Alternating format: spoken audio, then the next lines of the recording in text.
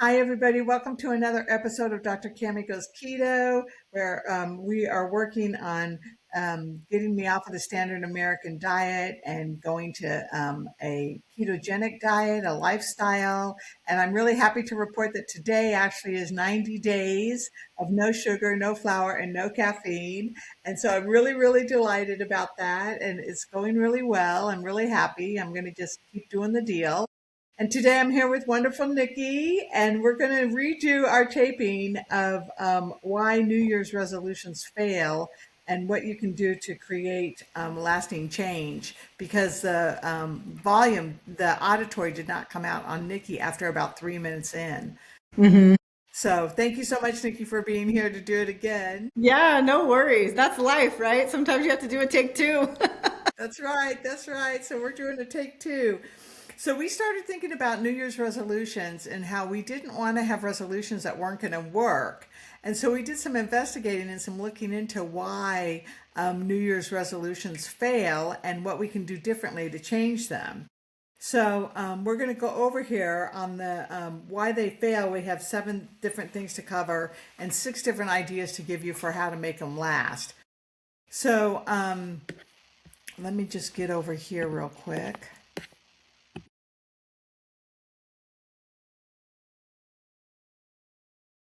And so New Year's resolutions are an important thing because people are really motivated during this time.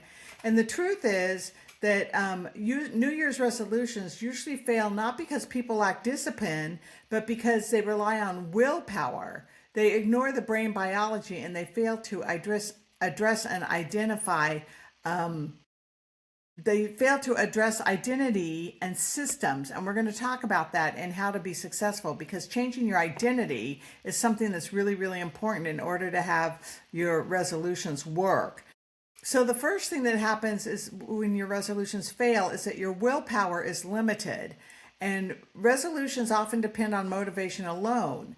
Willpower is finite and quickly depleted by stress, by poor sleep, by hunger, and emotional load. When life gets hard, habits, not willpower, will determine our behavior. And so our willpower can drive us initially for a small amount of time, but eventually, you need something that's going to create lasting change, something more than just willpower alone. Yeah. And we see this, right, Cami? A lot of us that struggle with sugar, our willpower is like on point until it's like 6, 7 o'clock at night. And then that's when we would struggle because it was like finally we got a chance to sit down. And then it was like, oh, and there's no willpower left. We're tired, we're drained, and like there's nothing. So if we didn't have those good habits, like 3 meals a day, no snacks, no sugar in this meal, we wouldn't have, something to fall back on when the willpower was gone. Exactly. Yeah. So number two is the brain resists loss of reward. Big one. Many resolutions remove pleasure, like sugar, comfort, scrolling on social media, while adding discomfort, restriction, exercise. The brain interprets this as a threat and responds with cravings, fatigue, and rationalization, which, yeah, we know from going through the sugar detox, right? The cravings and the fatigue and rationalization are a huge part of it. And you've got to keep reminding yourself, this is why I'm doing it, right? We write our why letter. So, yeah, the brain resists loss of reward. So we constantly have to tell our brain that the reward for what we want to do to change is the new reward, right? Yeah, yeah, exactly. It is. It's a restructuring, right? It's a creating a new system. Hmm. Okay, the third thing that why resolutions fail is that they focus on outcomes and not on your system. Goals like weight loss or quitting sugar focus on results rather than on daily behaviors. The brain changes through repetition of small actions, not pressure to achieve an outcome.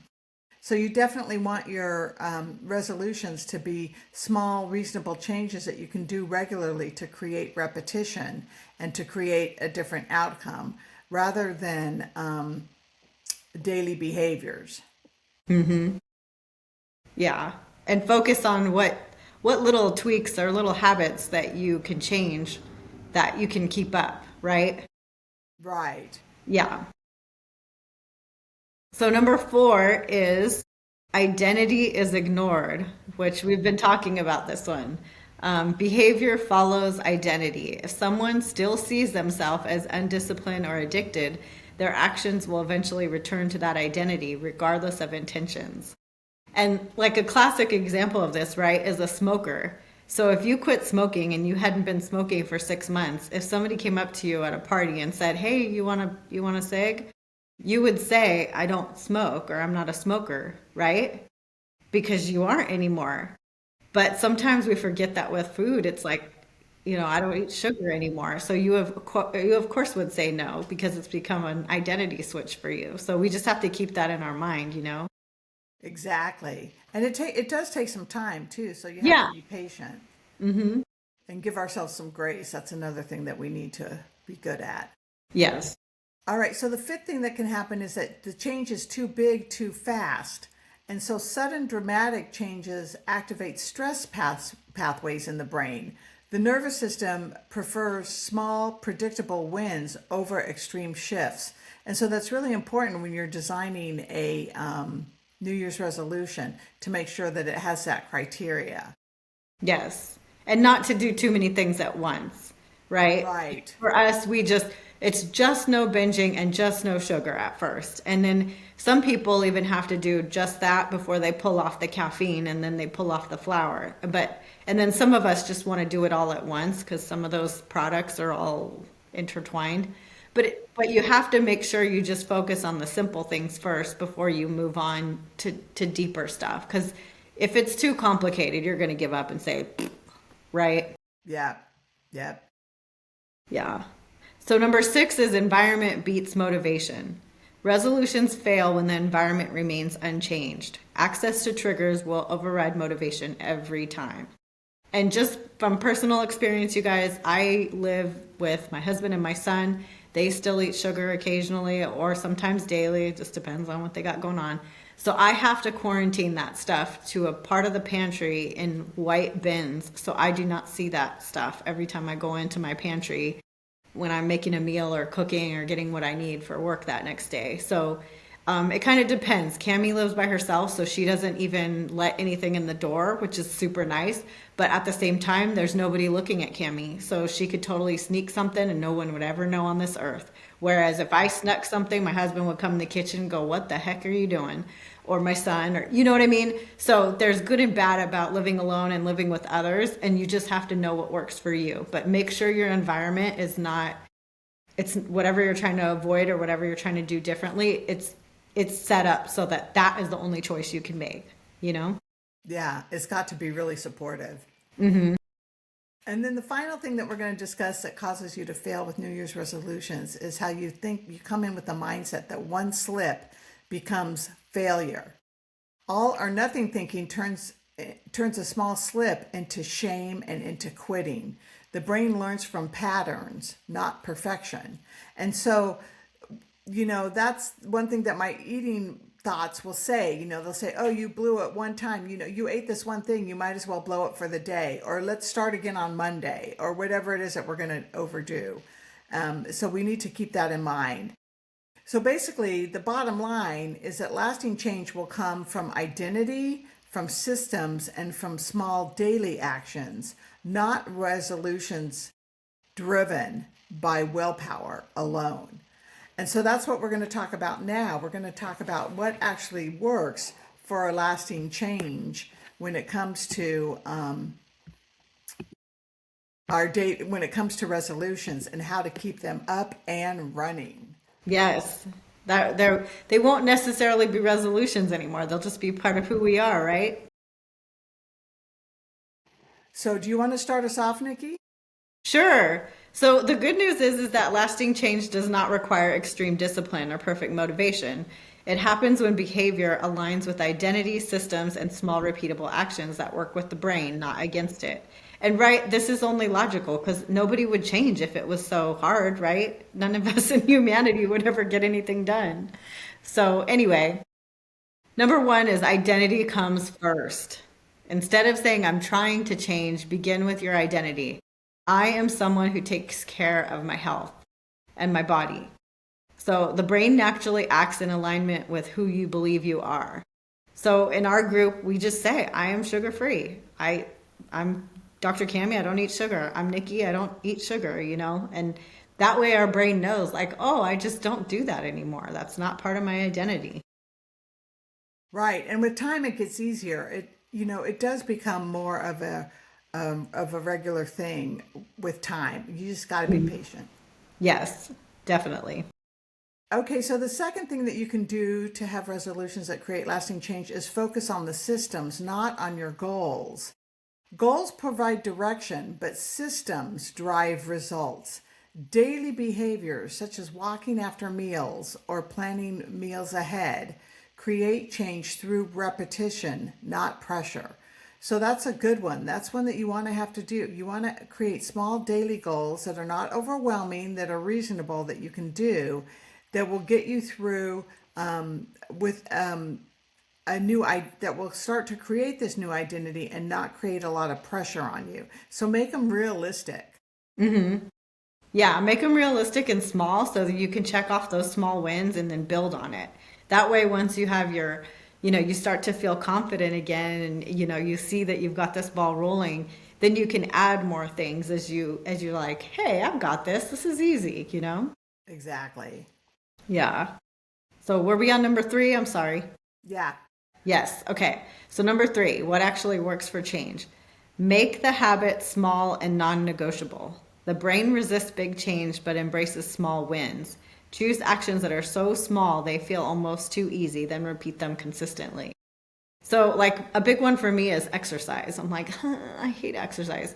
But if I tell myself just do a 10-minute walk or just do 10 minutes of squats or sit-ups, like I'm like, well, that's so cinchy. But if I tell myself just do some 10 minutes of something super easy, 9 times out of 10, I'm going to go for that 30-minute walk, or I'm going to do like, 3 or 4 squat like workouts to make like a Tabata type, hit workout. And then I did a workout, you know? Yep. So I just Yep. eased myself into it and said 10 minutes, but then it ended up being like a 20 or 30-minute workout. And then it got the job done. So yeah, just make it like a little something that you could check off, and then 9 times out of 10 you'll really execute and you'll do it. Exactly. Yeah, yeah. And that's important. And I've done that, right? I've gone for a 10-minute walk and it almost always turns into at least 15 or 20 minutes, Yeah. And even if it especially, did stay the 10, it's still 10, right? It's better than yes, nothing. Yeah. especially after you've eaten. That's a really good way Oh yeah. to do that after you eat. Mm-hmm. Okay, number four is design your environment for success, which we already touched on a little bit in the previous discussion.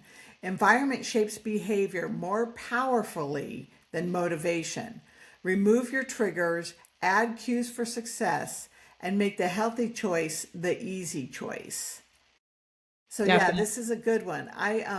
I put up some little post-its around my house that have a picture of me that have a circle with a line across it that says no binge and I love you Cammy and all those kinds of things, so that when I go out my door I see that, and when I go brush my teeth I see that, and just to kind of change up my environment to help me have some, that's one of my cues for success. Good. Yeah, definitely.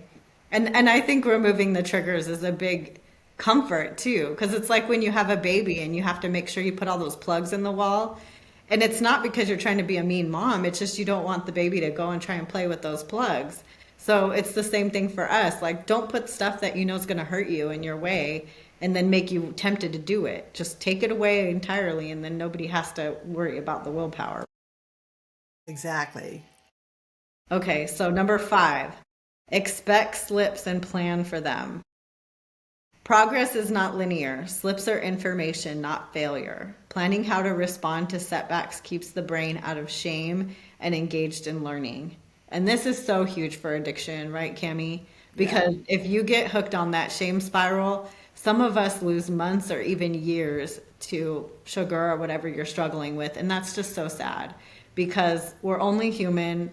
Stuff's going to happen. There's going to be peaks and valleys in life. And just get right back on track. And it was a blip, right? We've all gone on road trips and, you had something weird hit the screen of the windshield and you just got to wipe it off and then like keep going on the road. So that's what we got to do too.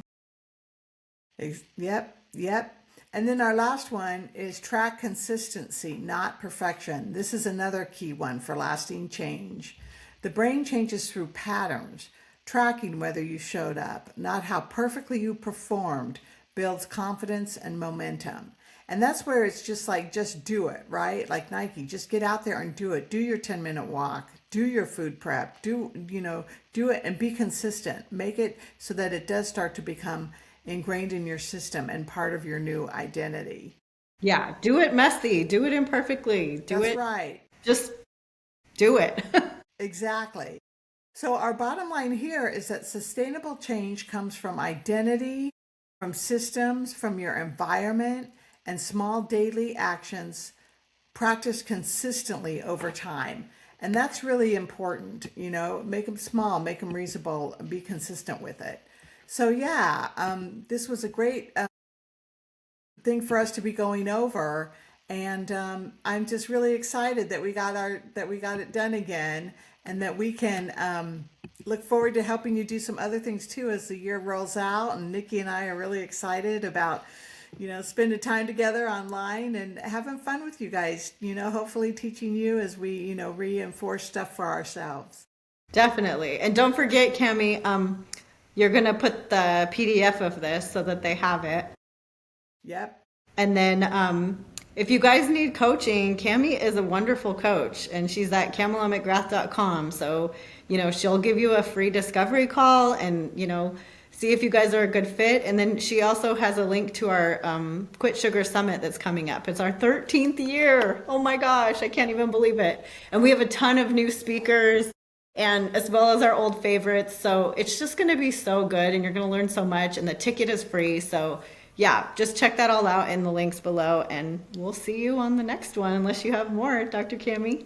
No, that sounds good. I was just going to say we're going to have Dr. Robert Lustig on and Anthony Chafee, and there's going to be all kinds of new people on the Quit Sugar Summit, and we're really excited about it. And you can buy like an forever ticket that will get That's you true. in, That's true. and it's reasonable. How much is it? Like $67 or something? Yeah, I I don't think even know. if you get the thing with the AI and all that, it's no more than I want to say $100. But you have all the talks forever, plus all the transcripts and all the links and everything. So it it's worth it if you want it and you want to go back to it and take your It's time. Yeah, and there's going to be 40 speakers over like 6 or 7 days. Yeah, Not it's a five a lot. It's a lot day. of information. It's a lot of information, and I just can't soak all that up that quickly in one week, because Hmm. you have life getting in the way. So I always buy them so that I can look at them later. Hmm. So, Yeah. all right, everybody, thank you so much. Thank you, Nikki. Everybody, have a great day. Work on some resolutions that are going to work, and I'll get the PDFs down under the first comments. Bye. Bye.